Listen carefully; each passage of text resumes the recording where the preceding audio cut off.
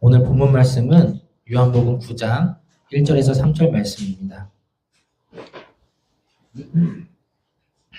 요한복음 9장 1절에서 3절 말씀입니다. 다 같이 합독하도록 하겠습니다. 예수께서 가시다가 날 때부터 눈먼 사람을 보셨다. 제자들이 예수께 물었다. 선생님, 이 사람이 눈먼 사람으로 태어난 것이 누구의 죄 때문입니까? 이 사람의 죄입니까? 부모의 죄입니까? 예수께서 대답하셨다. 이 사람이 죄를 지은 것도 아니요 그의 부모가 죄를 지은 것도 아니다. 하나님께서 하시는 일들을 그에게서 드러내시려는 것이다. 아멘. 오늘 설교 제목은 지금을 위한 내 모든 순간이라는 제목으로 말씀을 증거하도록 하겠습니다. 할렐루야. 우리가 지난 시간에 나눴던 말씀을 다시 한번 되새기고 오늘 말씀을 나누도록 하겠습니다. 지난 시간에는 요한복음 8장을 묵상해 보았습니다. 현장에서 가늠하다 잡힌 여인에 관한 내용이었죠. 바리새파 사람들과 율법 학자들은 가늠한 여인에 대해 어떻게 판결해야 하는가 예수님께 물었었습니다. 그 질문은 순수하게 하나님 율법을 지키고자 하는 것이 아니라 예수님을 곤란한 상황으로 몰아가기 위한 것이었습니다. 예수님께서는 몸을 낮게 굽히셔서 땅바닥에 무언가 쓰셨습니다. 그리고는 죄 없는 사람들만 이 여인을 돌로 치라고 명령하셨습니다. 우리는 복음서를 유심히 읽어보고 그 상황을 그려볼 수 있어야 합니다. 복음서에서 예수님께서 하신 말씀, 예수님께서 하신 행동에 대해서 복음서 속 사람들이 어떻게 반응하는가, 어떻게 대응하는가 살펴보면 그게 저와 여러분의 모습일 수 있기 때문입니다. 성경 말씀에 나를 대입하는 그 순간이 우리가 예수님을 만난 순간입니다. 예수님께서 그곳에서 말씀하시고 그 말씀이 지금도 우리에게 들리기 때문입니다. 그래서 지난 시간에 우리는 이 요한복음 8장의 장면 안에서 나는 과연 어떤 사람인가에 대한 묵상을 해봤어요. 우리는 현장에서 가늠하다 잡힌 여인을 정죄하는 사람일 수도 있었고 가늠한 여인의 모습일 수도 있었고 아무런 언급이 없는 제자들과 무리들의 모습일 수도 있었습니다. 그러나 중요한 것은 어떠한 모습이든 간에 우리는 주님 앞에 나와서 무릎 꿇고 회개해야 하는 사람이 되어야 합니다. 주님께서는 그런 사람을 정죄하지 않습니다. 예수께서 다시 그들에게 말씀하셨다. 나는 세상의 빛이다. 나를 따르는 사람은 어둠 속에 다니지 아니하고 생명의 빛을 얻을 것이다. 여기서 말씀하시는 어둠은 우리의 죄악된 모습, 그리고 그 죄악으로 인한 죽음을 의미합니다. 우리가 예수님과 동행하지 않는다면 반복되는 죄를 이길 수가 없습니다. 우리는 죄를 이길 만한 능력이 없기 때문입니다. 그러나 주님과 동행하기만 하면, 주님과 붙어있기만 하면 주님의 빛으로 인해 성화의 과정을 거쳐갑니다. 그렇게 한 걸음 한 걸음 예수님과 함께 가다 보면요, 우리는 저 천국에서 서로 박수 쳐줄 수 있는 사람이 될 줄 믿습니다. 네이버 평점 9.15점. 영화 허드슨 강의 기적을 보신 분 계십니까? 안 보신 분도 많네요. 아주 감동적인 실화를 바탕으로 한 영화입니다. 때는 2009년. 미국에서 항공 여객기가 날아오릅니다. 그런데 그와 동시에 새 떼가 비행기 엔진과 충돌하게 돼요. 이걸 버드 스트라이크라고 하는데 전혀 예상할 수 없는 일입니다. 그래서 엔진에 불이 붙게 되고 이 비행기는 비상선언을 하면서 센트럴파크 인근의 허드슨 강에 불시착하게 됩니다. 승무원과 승객의 수는 155명이었습니다. 그 모든 사람이 이 비행기가 추락함으로 인해 목숨을 잃을 뻔한 상황입니다.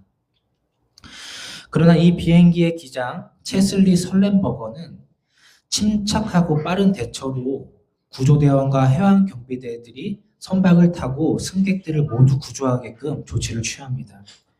이 155명의 승객들이 구조되기까지 걸린 시간은 단 24분입니다. 비행기 사고가 일어날 확률이 얼마나 될까요?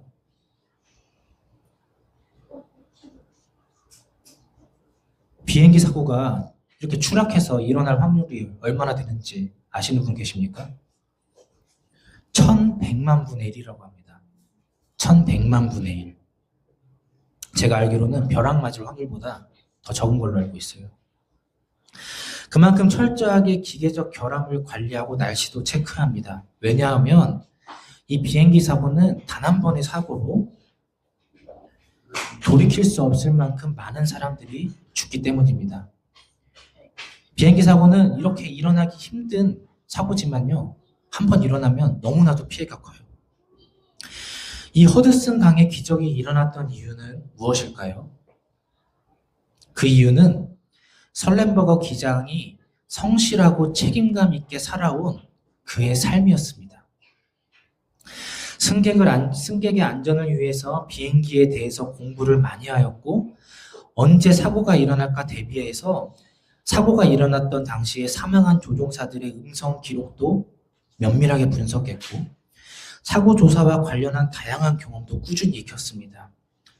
그리고 그는 자신의 이야기를 책으로 집필했습니다. 그 제목은 이렇습니다. 208초를 위한 42년. 19,000시간의 비행 경험. 그것을 성실하고 책임감 있게 임했던 그는 사고가 일어난 그 즉시 비행기를 허드슨 강에 불시착할 계획을 세웠고, 그 불시착할 때까지 걸린 시간이 208초예요. 3분이 조금 넘는 시간이에요. 그 짧은 순간 설렌버거의 기장의 올바른 판단이 155명의 귀중한 생명을 구한 것입니다. 그가 지내온 42년간의 그 시간이 208초의 허드슨 강의 기적을 만들었습니다. 설렌버거 기장의 19,000시간이라는 비행 시간 동안 그는 때로는 지치고 힘들고 괴로운 시간도 있었을 것입니다. 그러나 그것이 기적과 또 같은 순간을 만들어낸 것입니다. 여러분들은 이 허드슨 강의 기적과 비견될 만한 기적 같은 일을 경험한 적이 있으십니까?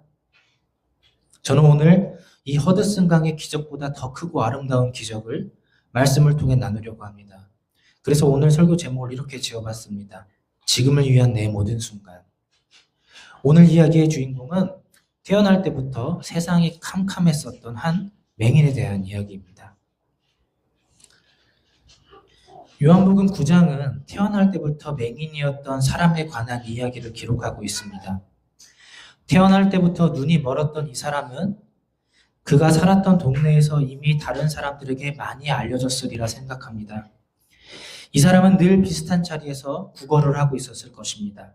그렇게 오랫동안 그를 지켜본 사람들은 그에게 왜 이렇게 사냐고 묻기도 했을 것이고, 그를 향해 수군거렸을 것입니다. 저기서 구걸하는 저 사람은 태어날 때부터 눈이 안 보여서 할 수 있는 게 구걸밖에 없어. 참 불쌍한 인생이야. 도대체 하나님 앞에 무슨 죄를 지었길래 저랬을까? 아니면 그 부모가 뭔가 잘못한 걸까? 그는 눈은 보이지 않지만 귀는 아주 잘 들렸을지도 몰라요. 왜냐하면 안 보이는 눈을 대신하기 위해 다른 기관들이 많이 발달했을 수도 있기 때문입니다.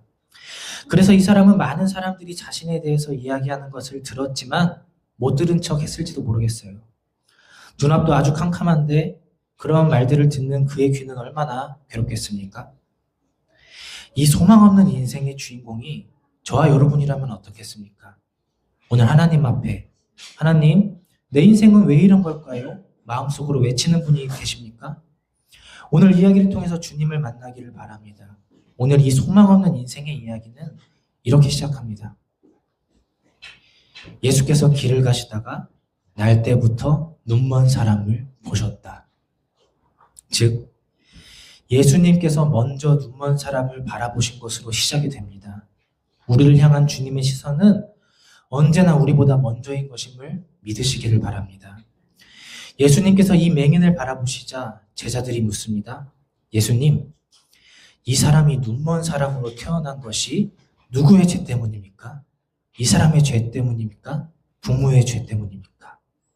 예수님께서 제자들에게 대답하십니다.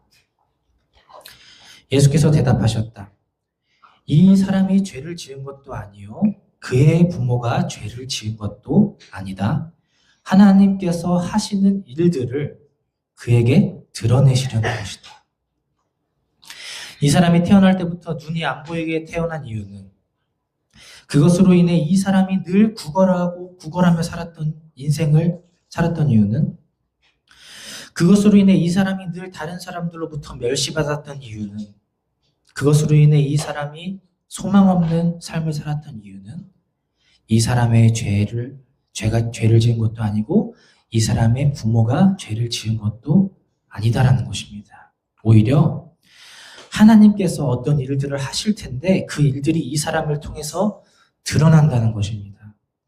저와 여러분이 이 세상을 살아가면서 겪는 아픔과 괴로움으로 인해 절망하고 있을 때 예수님께서 이렇게 말씀하신다면 우리는 어떻게 반응하시겠습니까? 너희가 때로는 괴롭고 힘든 시간을 겪는 이유는 갈등하는 이유는 괴로운 이유는 그것을 통해 하나님께서 하시는 일들을 너를 통해 드러내고 싶으신 것이란다. 라고 말씀하신다면 그것을 납득할 수 있겠습니까? 그것을 받아들일 수 있겠습니까? 어려울 것입니다. 때로는 하나님을 원망하고 저주하기도 할 것입니다. 마음으로 충분히 그럴 수 있습니다. 그러나 그럴 수 있지만 우리는 해야 할 일을 해야 합니다. 그것이 믿음입니다. 어떠한 상황에서도 주님을 믿고 따르는 것이 하나님을 믿는 사람들입니다. 우리가 이 세상을 만든 것이 아니라 하나님께서 이 세상을 그리고 우리를 만드셨기 때문입니다. 때로는 이 관계가 역전이 돼요. 우리의 인생이 하나님께서 주신 인생이 아니라 내가 개척해내가는 인생으로 바뀔 때 우리는 하나님이 나에게 주시는 인생 그리고 내가 개척해가는 인생 그 사이에서 갈등합니다. 그리고 그것으로 인해 괴로움을 겪습니다. 그러나 하나님께서는 그런 우리들의 인생을 반드시 다시 손을 잡아주시고 다시 하나님께서 맡기신 인생으로 살아가게 만들어주십니다. 그리고 그 과정에서 우리가 겪었던 고난의 시간들이 결국에는 소망과 기쁨과 감사로 바뀐다는 것을 오늘 이 맹인을 통한 말씀으로 깨닫기를 원합니다.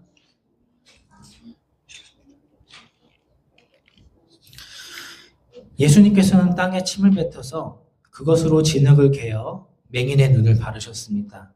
그리고 그에게 실로암 못으로 가서 씻으라고 말씀하셨습니다. 그리고 그는 실로암 연못에서 눈을 씻고 눈을 뜨게 되었습니다. 그런데 혹시 여러분은 이 말씀을 읽으면서 혹시 이상한 점을 느끼시진 않으셨나요? 예수님께서 땅에 침을 뱉어서 진흙을 개었고 맹인의 눈에 발랐어요. 그리고 그에게 실로암 못으로 가서 씻으라고 말했더니 이 맹인은 실로암 못으로 가서 씻었습니다. 여기서 혹시 이상한 점이 드시는 분 있나요?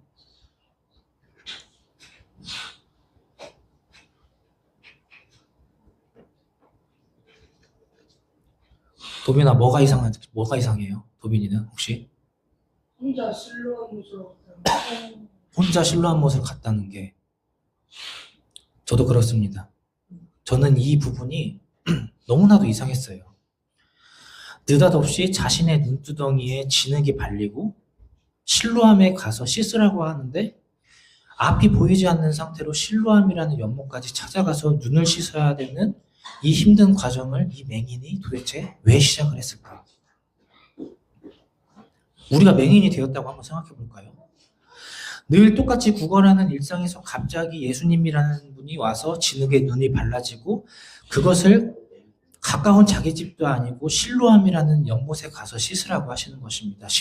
실로암까지 가려면요, 성인 걸음으로 30분 정도 걸릴 수 있는 거리입니다. 그런데 더군다나 이 사람은 어떤 사람이죠? 맹인이에요. 성인도 눈이 보여서 30분 만에 걸어가는 거리를 이 맹인은 얼마나 시간이 걸렸을까요? 가면서 물어보지 않았을까요? 어느 쪽이 실로암으로 가는 방향입니까? 실로암으로 가려면 어디로 가야 돼요? 이 방향이 맞습니까?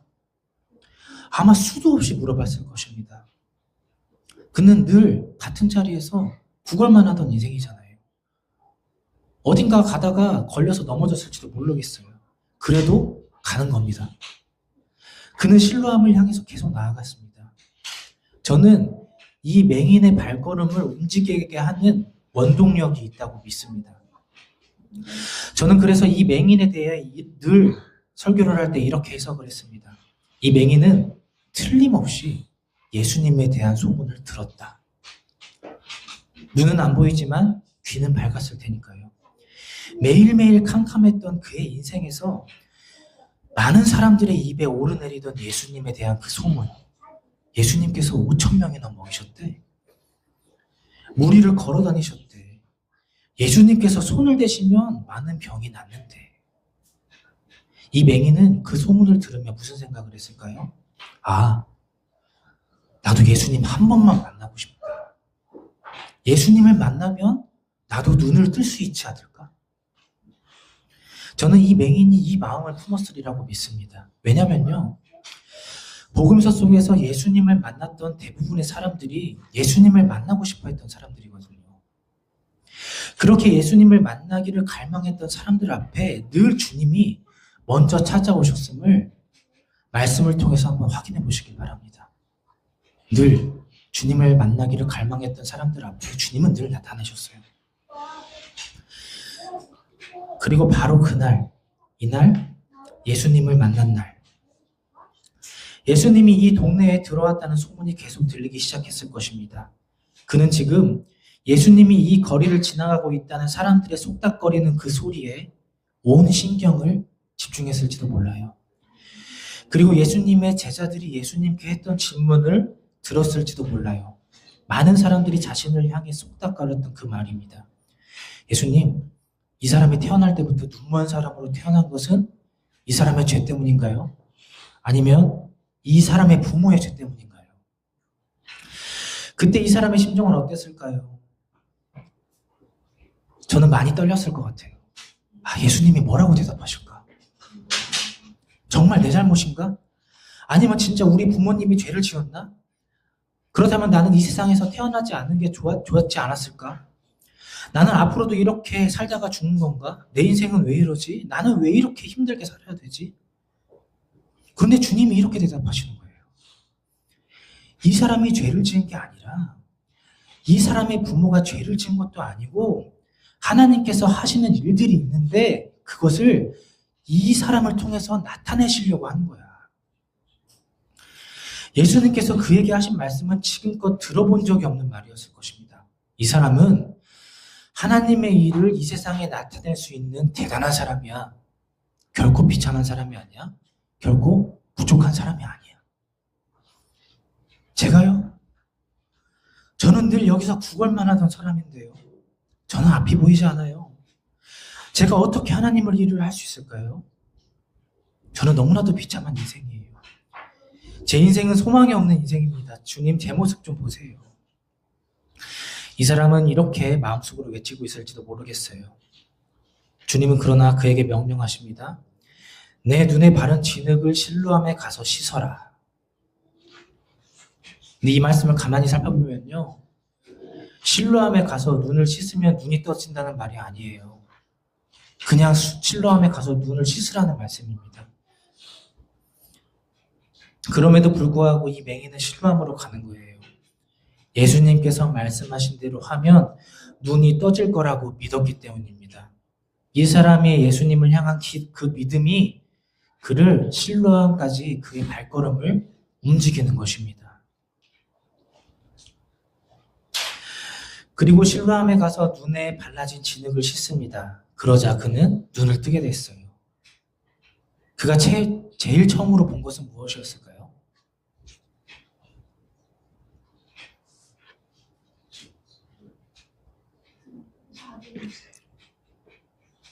무엇이었을까요? 저도 그렇게 생각합니다. 실로암 연못에 비친 내 얼굴. 아, 나는 맨날 내가 손으로 더듬해서 상상했던 얼굴대로 생긴 게 맞구나. 이게 내 모습이구나. 근데 왜 이렇게 어두워 보이지? 늘 구걸만 하던 초라한 내 모습. 먼지에 뒤엉키고 헝클어진 머리카락, 자신감 없고 우울한 표정으로 인해 주름진 얼굴. 그 얼굴. 그는 온통 진흙으로 얼룩진 이 초라하고 더럽고 우울한 자신의 모습을 그날 실로암 연못에서 씻어내는 거예요. 그는 이 진흙을 씻어내면서 이 진흙의 더러움을 씻어내는 것도 맞지만 여러 가지를 씻어내는 것입니다. 늘 구걸하고 초라하고 자신감 없고 비참한 자신의 삶을 저주했던 모습을 씻어내고 이제는 예수님이 자신에게 말씀하신 것처럼 하나님의 일을 나타낼 수 있는 그런 얼굴로, 그런 모습으로, 그런 환한 표정으로 변하는 것입니다. 이것이 예수님을 만난 사람들의 공통적인 모습임을 우리가 믿습니다. 지금 저와 여러분의 삶을 한번 돌아보십시오. 혹시 이 태어날 때부터 앞이 보이지 않았던 이 사람처럼 지금 내 눈앞에 현실이, 내 상황과 환경이 캄캄한 분이 있으십니까?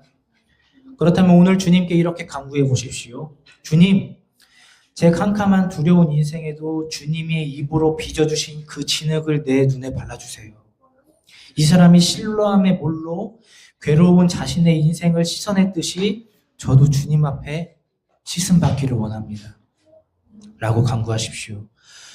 주님께서는 영원히 솟아나는 우리의 생명수가 되시는 분이라고 기록되어 있습니다.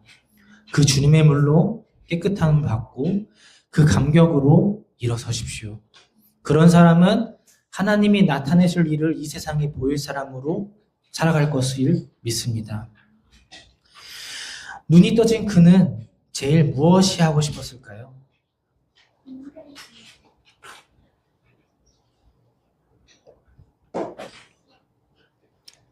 태현 형제님, 이 맹인이 눈이 떴을 때 가장 먼저 하고 싶었던 것이 무엇이었겠습니까?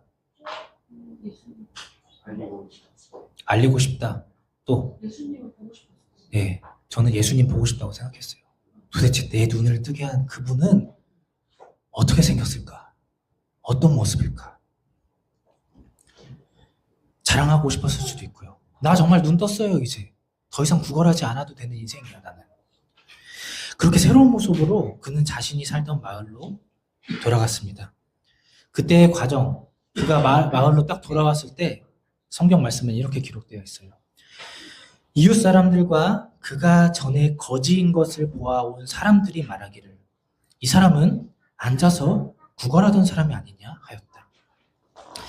다른 사람들 가운데는 이 사람은 그 사람이야 하고 말하는 사람도 더러 있었고 그가 아니라 그와 비슷하게 생긴 사람이다 하고 말하는 사람도 있었습니다. 그런데 눈을 뜨게 된 그 맹인이 말했습니다. 내가 바로 전에 거지였고 눈이 멀었던 그 사람 맞습니다.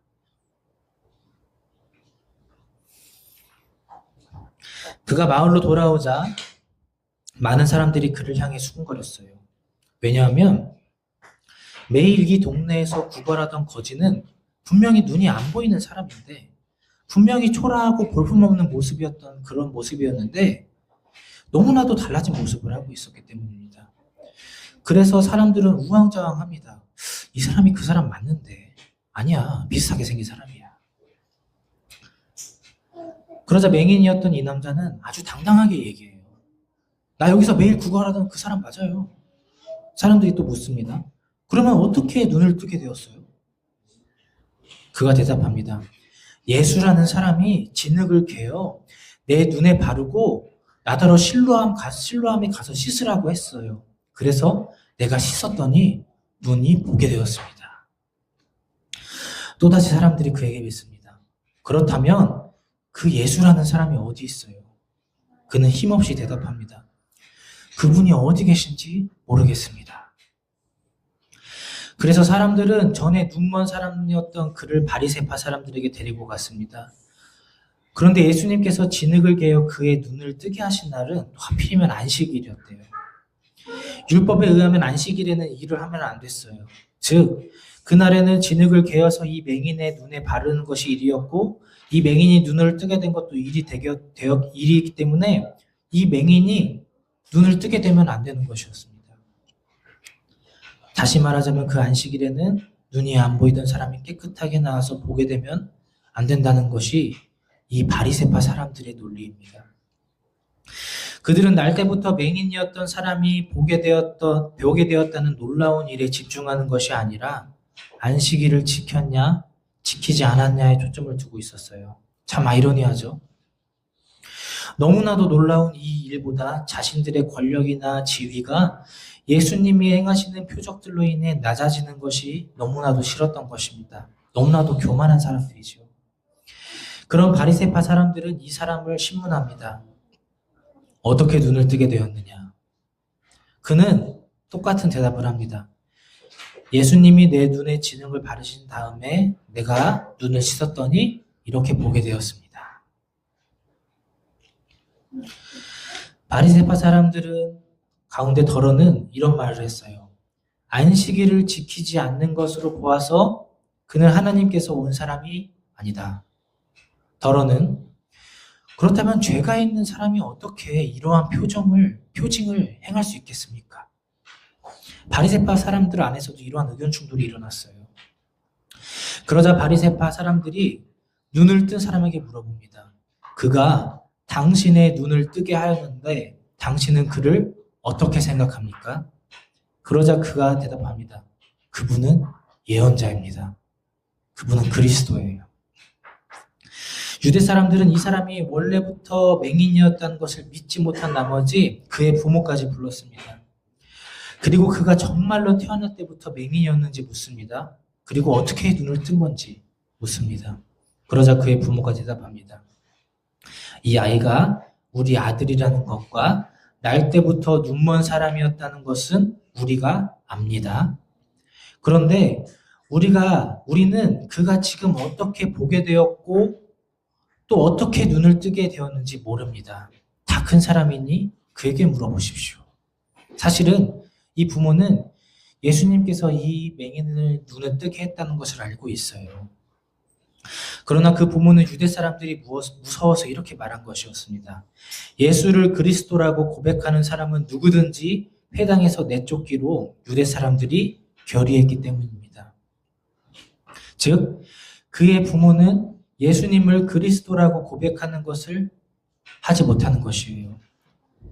늘 불쌍한 삶을 살았던 아들이 눈을 떴음에도 불구하고 이 기쁜 일임에도 불구하고 그것을 감격스럽게 여기지 못했습니다. 늘 캄캄하고 소망 없는 그의 인생은 눈을 뜨게 되었음에도 불구하고 크게 달라지지 않았어요. 그가 살았던 그 유대 동네는, 그가 살았던 그 세상은 그 누구도 앞이 보이지 않았던 자신의 눈을 뜨게 된 그 사실을 기쁘게 여겨주지 않았습니다. 그는 그것이 참 의아했습니다. 그래서 바리새파 사람들에게 이렇게 외칩니다. 나는 그분이 죄인인지 아닌지 모릅니다. 다만 한 가지 내가 아는 것은 내가 눈이 멀었다가 지금 보게 되었다는 것입니다. 그래서 바리새파 사람들은 또 묻습니다. 그 사람이 내게 한 일이 무엇이냐? 그가 내 눈을 어떻게 뜨게 했느냐? 그가 대답합니다. 그것은 이미 내가 여러분에게 말하였는데 여러분은 똑바로 듣지 않았습니다. 그러면서 어째서 다시 들으려고 합니까? 여러분도 그분의 제자가 되려고 합니까? 그러자 그들은 그에게 욕설을 퍼부었습니다. 너는 그 사람의 제자이지만 우리는 모세의 제자이다. 우리는 하나님께서 모세에게 말씀하셨다는 것을 알고 있다. 그러나 그 예수라는 사람은 어디에서 왔는지 우리는 알지 못한다. 그가 당당하게 대답합니다. 참 이상하다. 그분이 내 눈을 뜨게 해주셨는데도 당신들은 그분이 어디에서 왔는지 모른다니 말입니다.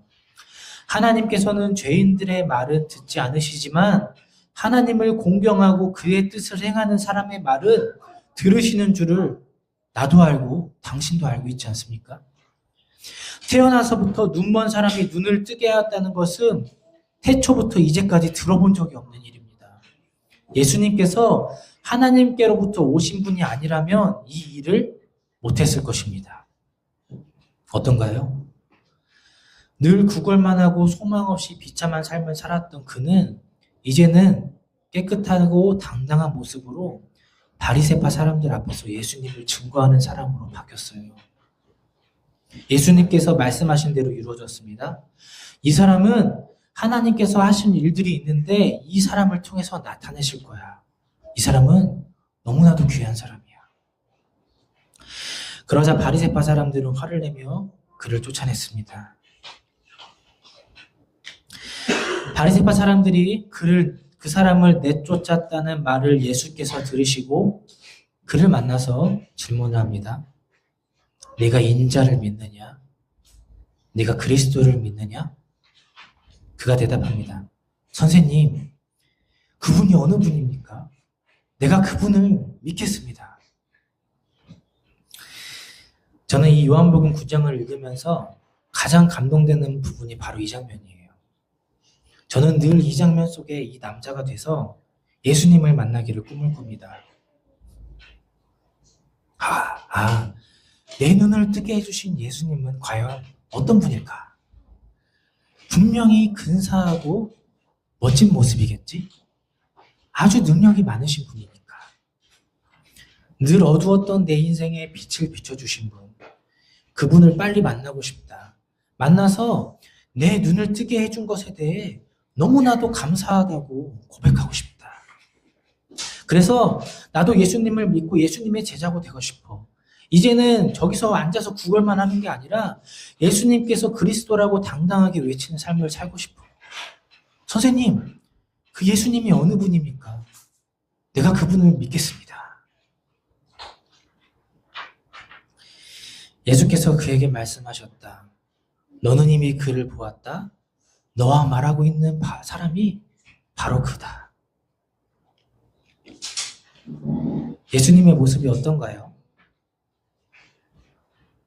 능력이 많고 화려하고 멋진 모습으로 보이십니까? 제가 요한복음 9장을 통해 바라본 예수님의 모습을 AI 그림이 있어요. AI 그림으로 나타내 봤어요. 제가 AI 그림을 그리려면은 키워드를 적어야 돼요. 제가 어떻게 적었었냐면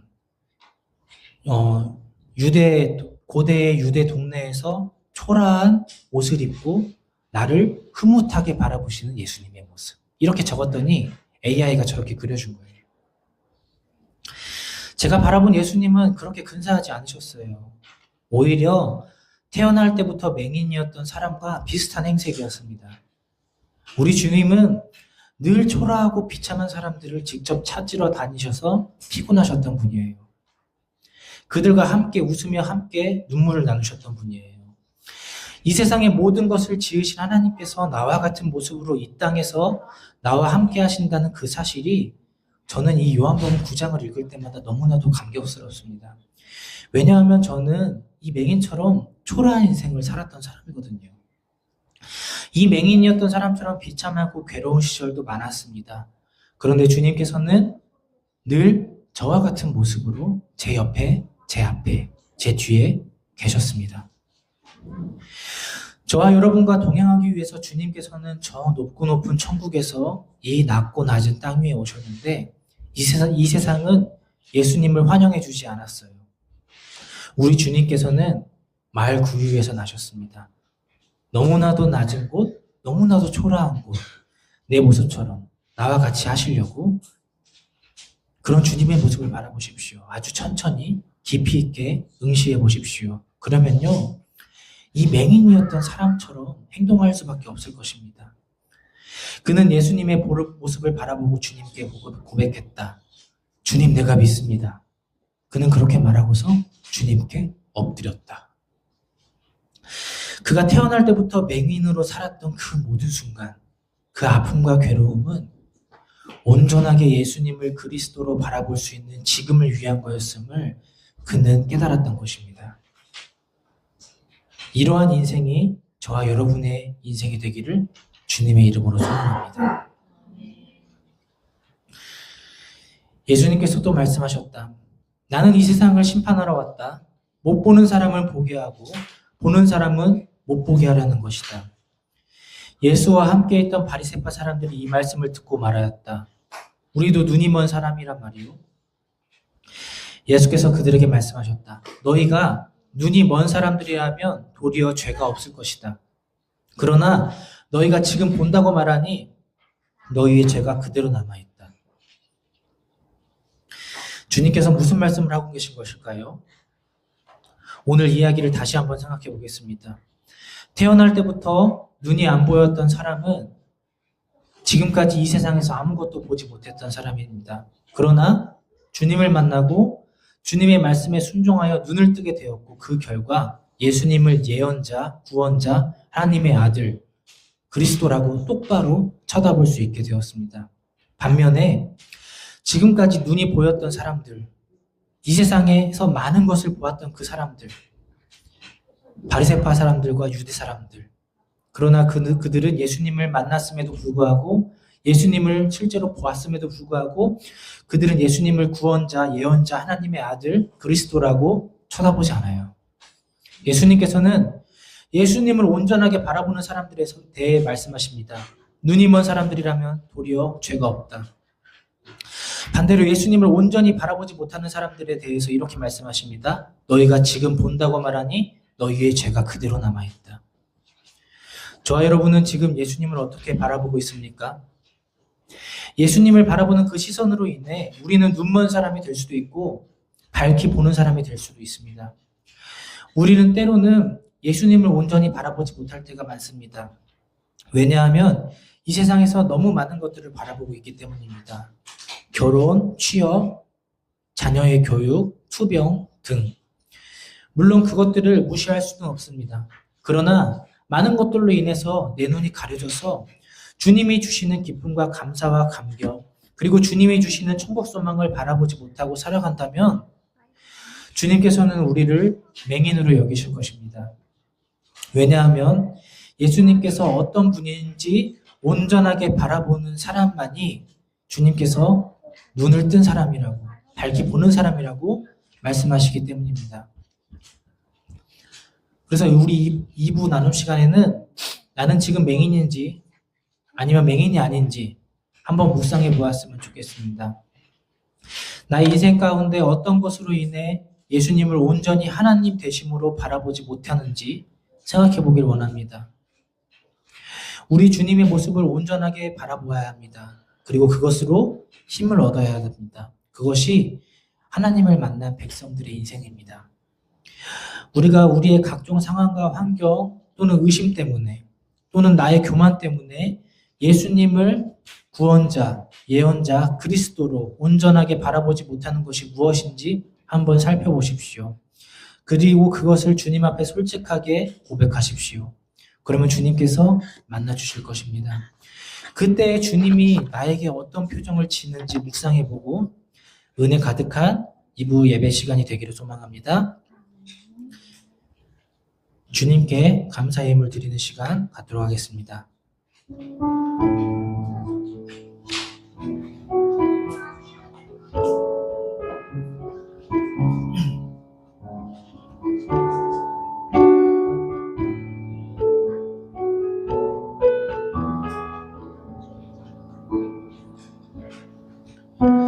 하나님의 부르심에는 후회하심이 없네. 내가 이 자리에 선 것도 주의 부르심이라. 하나님의 부르심에는 결코 실수가 없네. 나를 부르신 하나님의 신실하심을 믿네. 작은 나를 부르신 뜻을 나는 알 수 없지만 오직 감사와 순종으로 주의 길을 가리라. 때론 내가 연약해져도 주님 날 도우시니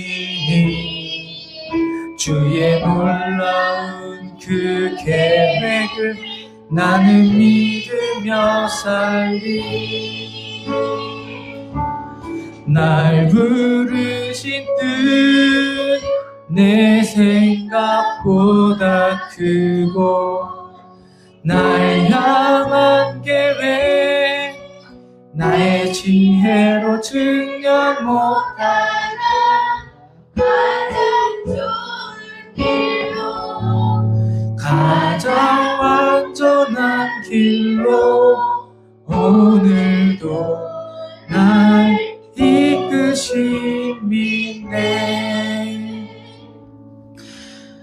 하나님께 드려진 예물 주님께 기도드리겠습니다. 하나님 아버지 감사드립니다. 오늘도 주님께 예물을 들려올렸습니다. 주님, 우리가 예물을 드리기 전에 늘 주님께 먼저 마음을 드리길 원합니다.